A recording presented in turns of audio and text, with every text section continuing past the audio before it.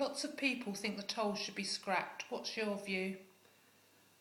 Well, I think we'd all like to see the tolls scrapped, and I know that the original promise was that they would be. But being realistic, we live in an age when road pricing is a growing tool for tackling congestion, and practically speaking, to simply axe the tolls would in time just lead to more traffic using the crossing.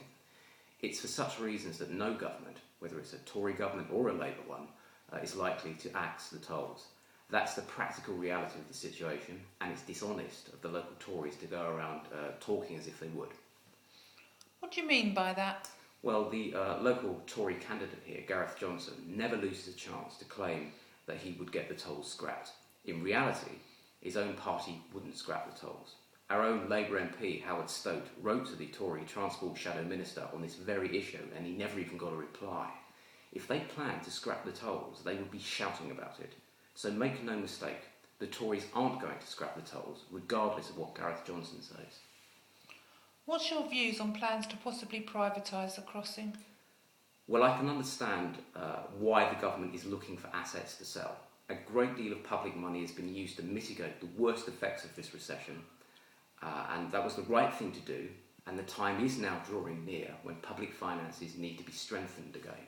But I'm not sure that the crossing is the right kind of asset to sell, and if elected, I would press the government hard to think about that again.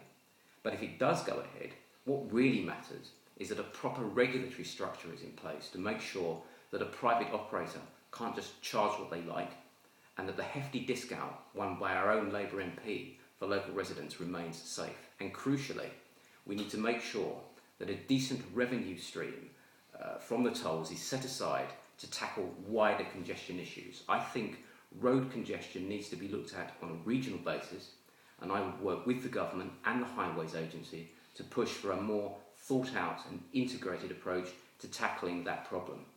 I also think that's the best way to tackle the environmental problems caused by traffic queuing at the crossing. The best thing to do is to have a more sensible regional approach to the road network so that bottlenecks in any one place don't form in the first place.